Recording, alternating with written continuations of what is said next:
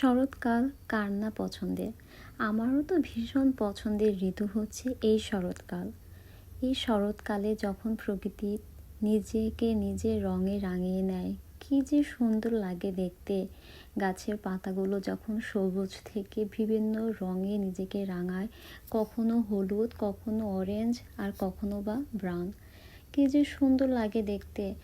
আর আমেরিকাতে তো অলরেডি হচ্ছে আনন্দের আমেজ শুরু হয়ে গিয়েছে, কারণ যেহেতু সেপ্টেম্বর মাস চলেই এসেছে। আর কিছুদিন পরেই তো হ্যালোইন, তারপরে হচ্ছে পামকিন প্যাচ, মানে সব কিছু মিলে না একটা আনন্দমুখর পরিবেশ ধারণ করে। আর দেখতেও ভীষণ ভালো লাগে সব দোকানগুলোতে। তারপরে হচ্ছে বাহিরে গাছের পাতাগুলো যখন অরেঞ্জ ইয়েলো হয়, খুবই সুন্দর আর কি, চোখেরও একটা শান্তি কাজ করে আর মনও তো ভালো হয়ে যায়। আজকে গিয়েছিলাম একটা মার্কেটে কিছু টুকটাক জিনিস কেনার জন্য। ওখানে গিয়ে দেখি অলরেডি তাদের কালেকশন চলে এসেছে হ্যালোউইনের জন্য। আর কি যে সুন্দর সুন্দর জিনিস উঠিয়েছে বাসা আর কি ডেকোরেশন করার জন্য। আমার তো ইচ্ছে করেছিল সব কিছুই কিনে নিয়ে আসি, কিন্তু কি আর করার, সব তো আর কিনতে পারবো না। কিন্তু আমি কয়েকটা জিনিস কিনেছি হচ্ছে আমার বাসাটাও ডেকোরেশন করার জন্য এই ফল সিজনে। আসলে মনটাই ভালো হয়ে যায় এত সুন্দর সুন্দর জিনিস দেখতে। আর প্রত্যেক বছরই আমি এই ফল সিজনের জন্য কিছু না কিছু কিনি। আর ড্রেস তো আমি সব সময় আর কি কিনি এই ফল সিজনে, আলাদা করে ফটোশ্যুট করার জন্য। আসলে শুধু আমি নই, আমার কাছে মনে হয় এই শরৎকালটা সবারই ভীষণ পছন্দের, আর সবাই খুব সুন্দর সুন্দর ছবি তুলে। আসলে এই যে দেখেন পামকিনগুলো সাজিয়েছে, কি যে সুন্দর, মানে কি যে কিউট।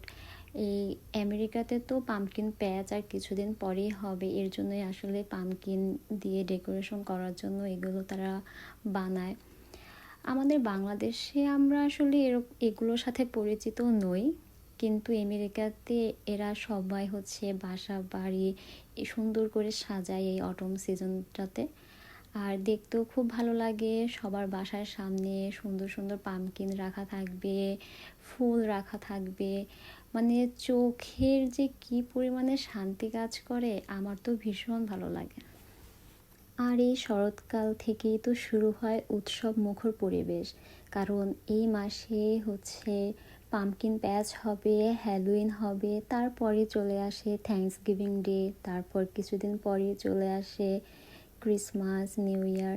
আর কি সবার মনেই একটা উৎসব মুখর পরিবেশ কাজ করে, যে মার্কেটগুলোতে ভিড় থাকবে, তারপরে হচ্ছে সবাই সবার জন্য গিফট কিনবে, সবার বাসা ডেকোরেশন করবে।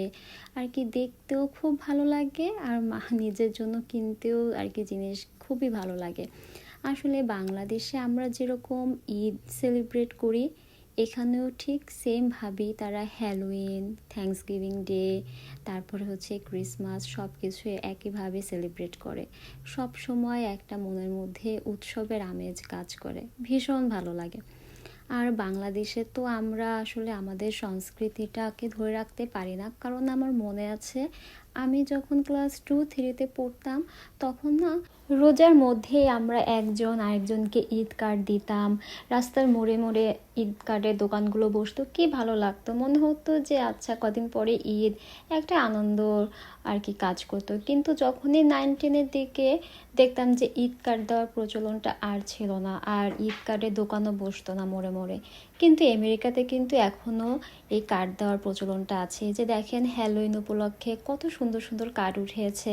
আসলে না এরা এখনও এদের সংস্কৃতি কালচারগুলো ধরে রেখেছে। যেমন হ্যালোইনের সময় মানুষের বাসায় বাসায় বাচ্চাদেরকে নিয়ে যায় ক্যান্ডির জন্য, মানে কি ভালো লাগে। সো আজকে আর কথা বাড়াবো না, এখানেই শেষ করব। ভালো থাকবেন সবাই। আর যদি আমার ভিডিওটি আপনাদের ভালো লাগে, তাহলে অবশ্যই লাইক, কমেন্টস অ্যান্ড শেয়ার দিয়ে পাশে থাকবেন। আল্লাহ হাফেজ।